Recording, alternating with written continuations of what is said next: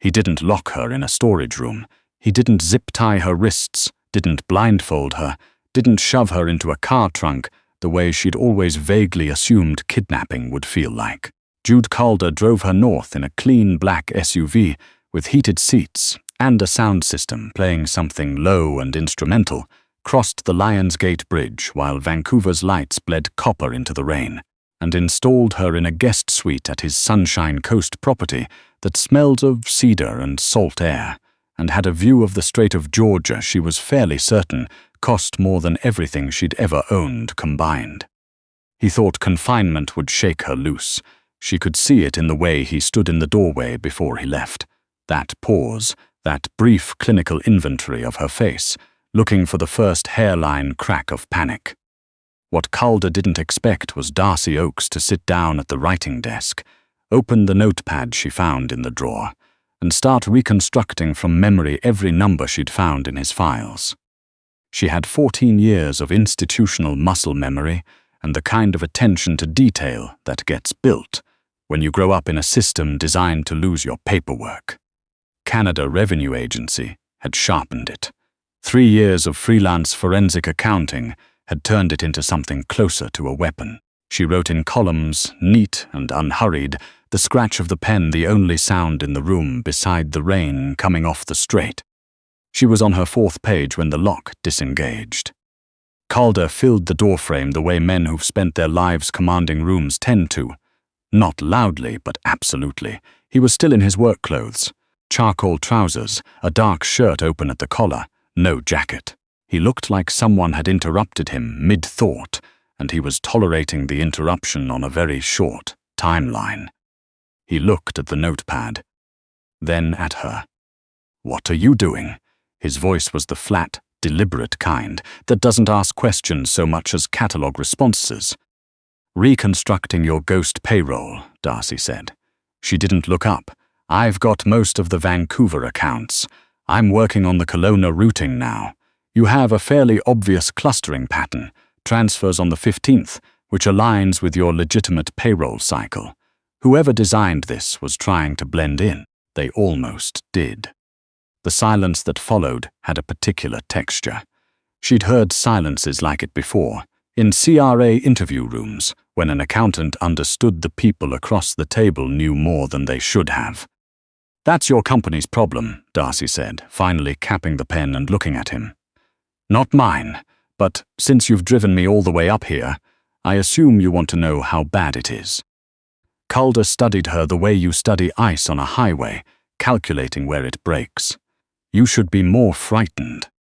"I should be a lot of things." She set the pen down. "I should have a pension plan. I should have gone to law school when I had the chance.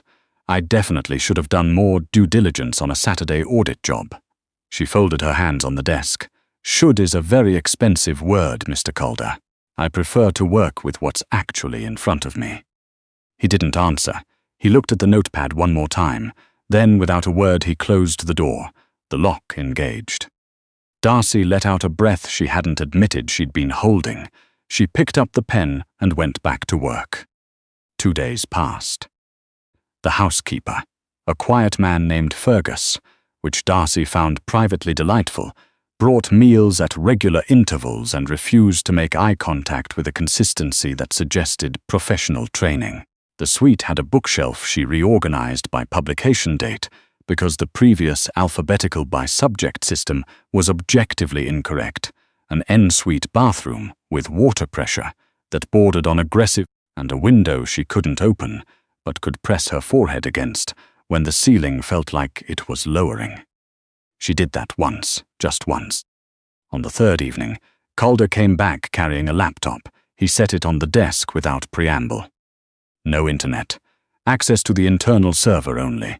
I want you to look at the April routing."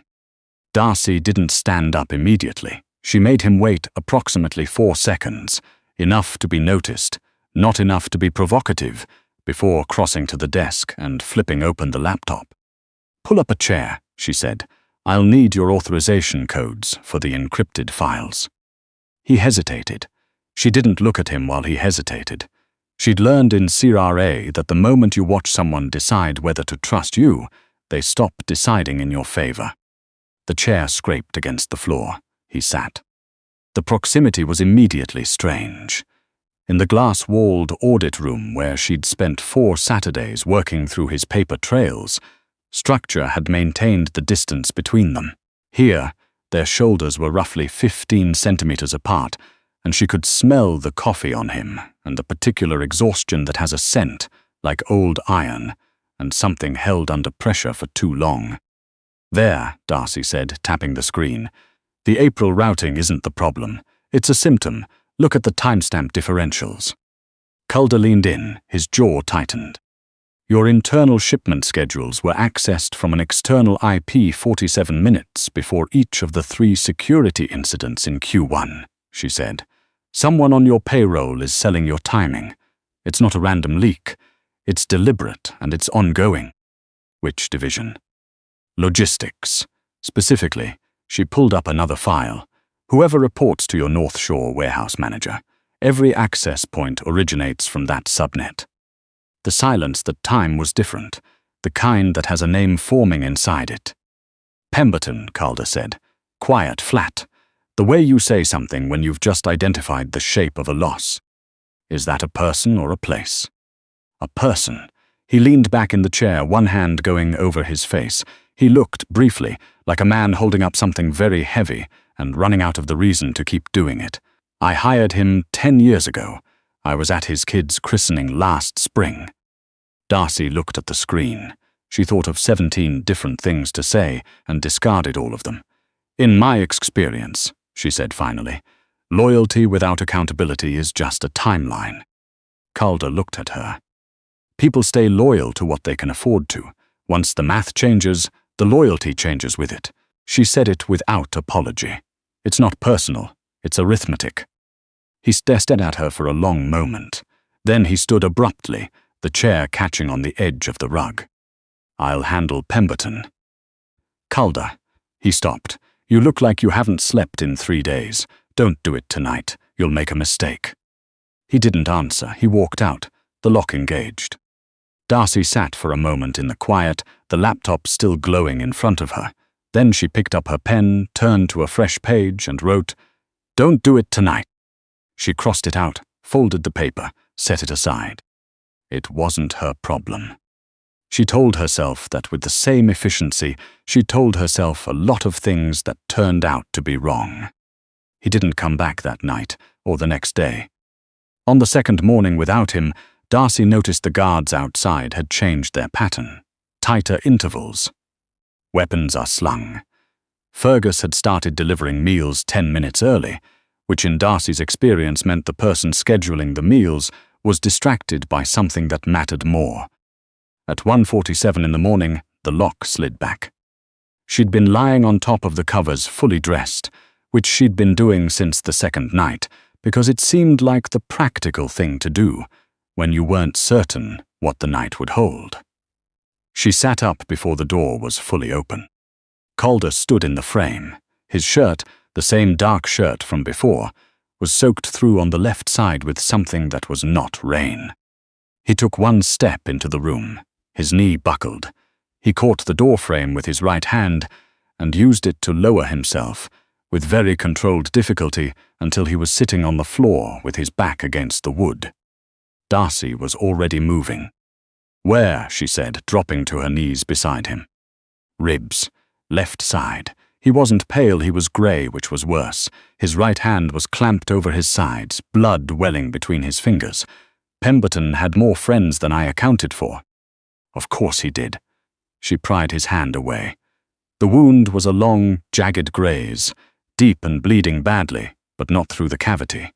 She'd done a wilderness first aid course 8 years ago in an attempt to diversify her freelance income and had never been more grateful for a failed business venture.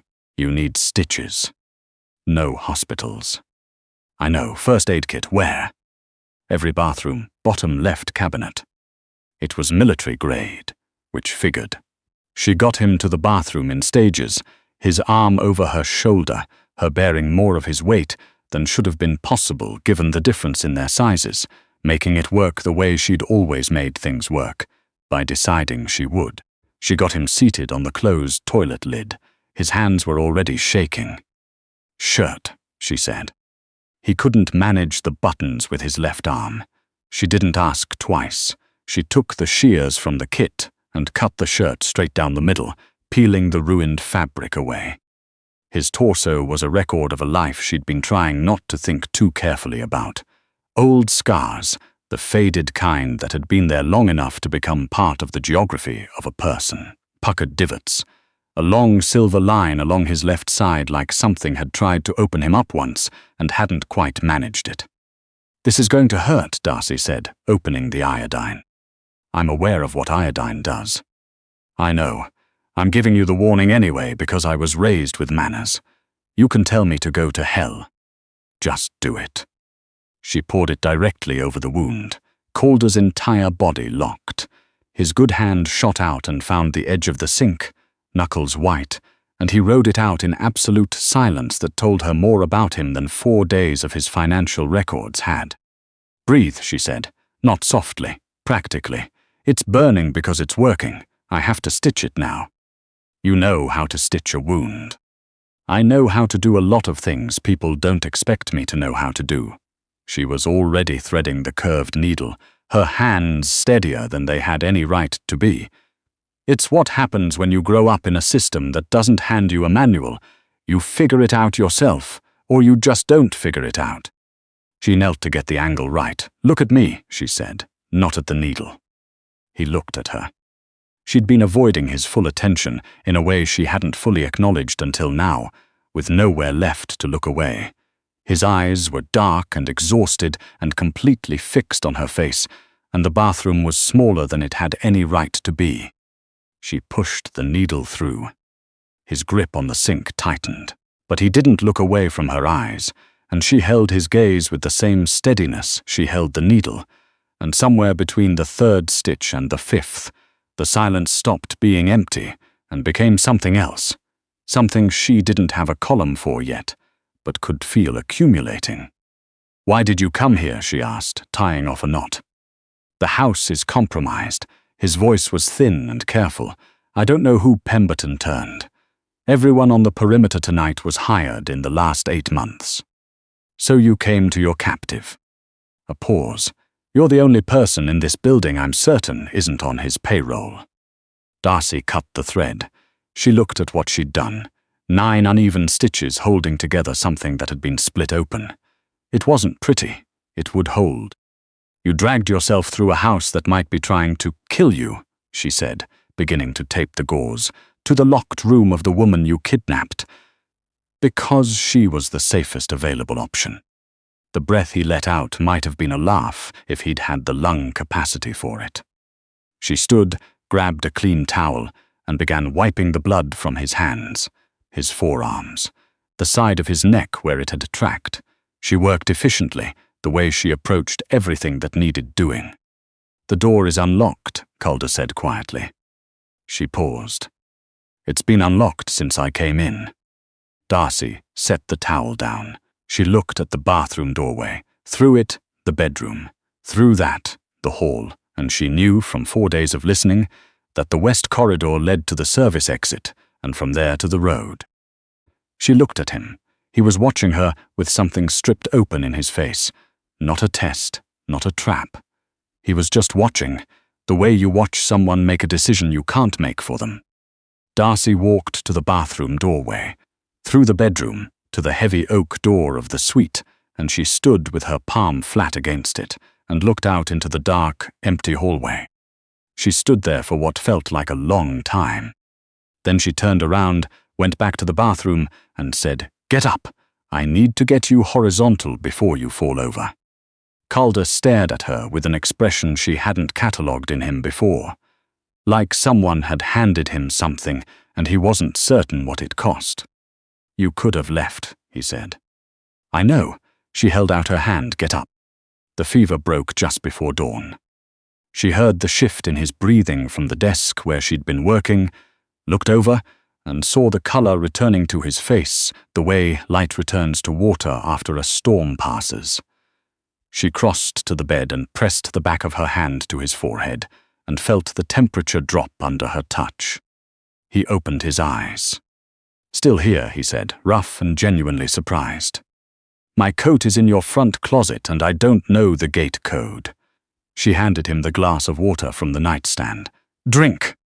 He drank. His eyes moved around the room, the door, the grey morning light off the Strait, the laptop on the desk where she'd been working for the past 3 hours. "I've been in your server," she said, going back to the desk. "You have a second problem. Your Richmond operation has a 90-day gap in the inventory logs. Someone's been masking with duplicate entries. It's sloppy. Anyone actually looking would catch it in an afternoon." She tapped the screen. I was actually looking. "Stay down," she said when she heard him try to push himself up. He stayed down. It was the first time in 4 days that any instruction she'd given him had taken immediate effect. She noted it the same way she noted everything.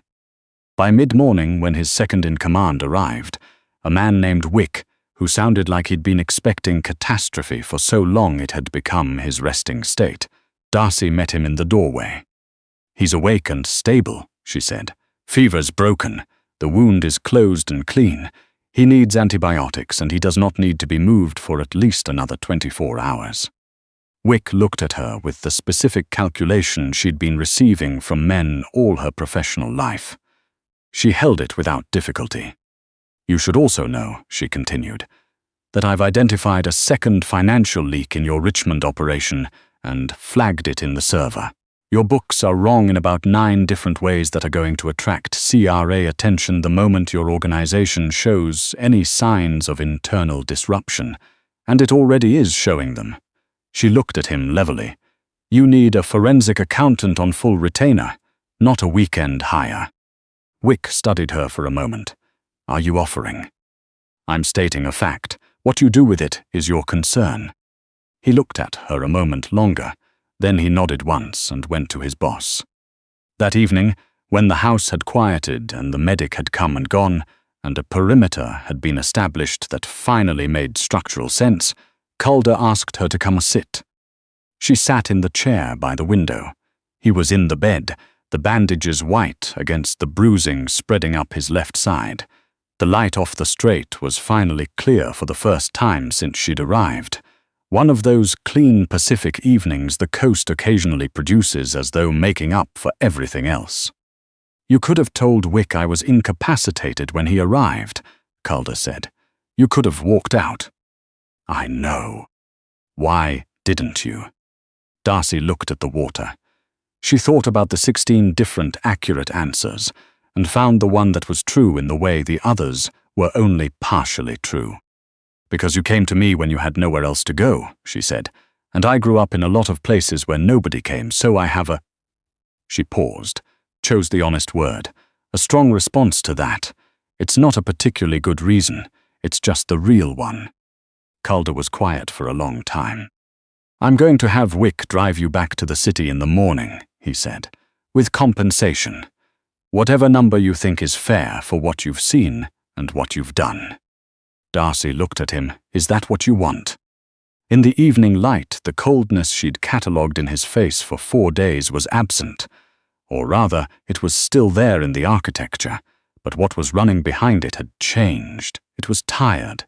It was genuine. It was something she didn't have a name for, and was beginning to think she might need one. "No," he said. The word came out like something he'd had to work loose from somewhere it had been kept for a long time. "What I want is selfish, and I don't have the right to ask it. Let me decide that."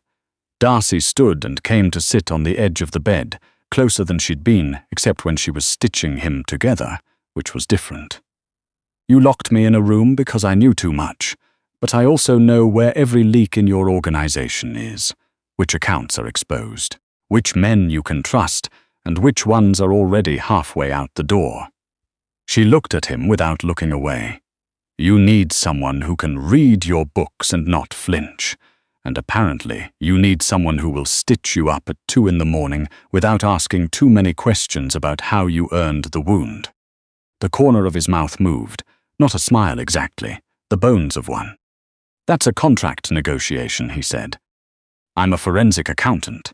She picked up his encrypted phone from the nightstand and set it in his palm, wrapping his fingers around it. Everything is a contract negotiation. She started to stand. "Get some sleep, Calder." His hand caught her wrist before she could. Darcy. It was the first time he'd used her first name alone without her surname attached to it like a file reference. The difference landed with a precision she felt in her chest. She waited. "Thank you," he said, like the words had come from somewhere that didn't get much light and wasn't accustomed to the exposure. She looked at his hand on her wrist, the warmth of it, the weight of a grip that was careful about how much it asked for. "Don't thank me yet," she said quietly. "I haven't sent you my invoice." She felt his grip change, not releasing, just shifting into something without an office name. And she stayed there in the quiet room with the last of the light dying over the water and thought about the door she'd stood at and the hallway she hadn't walked into and what that said about who she was in the process of becoming. She wasn't entirely certain it was the right choice. She was certain, with the same conviction she brought to every number she'd ever trusted, that it was the true one. 3 weeks later, Darcy sat across from Wick at the long table in Calder's real office, the one behind the legitimate one, the one with the actual figures on the wall, and dismantled 18 months of financial mismanagement with the methodical satisfaction of someone who had spent a career finding the things people worked hard to hide. Calder sat at the head of the table. He'd been out of bed for 10 days and back in suits for 7. He didn't interrupt her presentation. He didn't explain her presence to the men around the table, most of whom were watching her with the same calculation she'd been receiving since she was 17 years old in a government office, asking why her file kept getting lost. He just watched her work, and something in his expression had a quality she was still in the process of naming. When she finished, she closed the folder. "Questions?" she said. One of the men looked at Calder. "She's staying on." "Yes," Calder said, simple, finished. The man looked back at her. She held his gaze with the patience of someone who had learned, over many years in many rooms, that the room always blinks first. He blinked first. After the others had filed out and left them alone in the quiet of the late afternoon, Calder came to stand beside her at the window. Vancouver spread below, the harbour and the mountains and the green-grey inlet, everything exactly as it had always been, none of it quite the same as it had been 5 weeks ago. "You could run this," he said. "I know. I mean all of it. I know what you mean." He turned to look at her, and the thing she'd been learning to name was fully present now. Not soft, because it would never be soft, but open in the way that very controlled people are only open when they've made a decision to stop managing the distance. "I was wrong about what I locked in that room," he said. "You locked in a forensic accountant from North Van who'd gotten in over her head. I locked in the most dangerous person I've ever met." He reached out with the same slow deliberateness as every gesture he made and straightened the collar of her jacket, a small proprietary adjustment that was not small at all. "Who also happened to be the only person I could trust. That's a significant overlap." Darcy looked at him for a long moment. Then she picked up the folder from the table, tucked it under her arm and said, "I'll have the Q2 projections ready by Thursday. Try not to get shot before then." She walked toward the door. "Darcy." She stopped but didn't turn. The gate code is 6149, a pause measured and deliberate, in case you decide you want to leave. She stood there with her hand on the door. Then she opened it and walked back toward her office, the one 2 floors down from his, the one with the second monitor she'd requested, and the whiteboard she'd already filled twice over, and she didn't tell him that she'd known the gate code for 11 days. Because Fergus had written it on the back of a grocery list and left it on the kitchen counter by accident, and she'd memorized it the way she memorized everything, instantly and completely. She hadn't used it. She wasn't going to.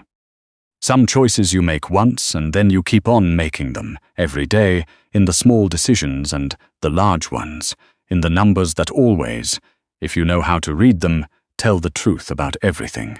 Darcy had spent her whole life auditing what other people tried to hide. She was getting used to the idea of having something worth protecting herself. Something still running, still accumulating, still becoming the kind of figure that makes a person sit back and look at the total and realize the math had been changing long before she thought to check. She sat down at her desk. She opened the Q2 file. She got to work.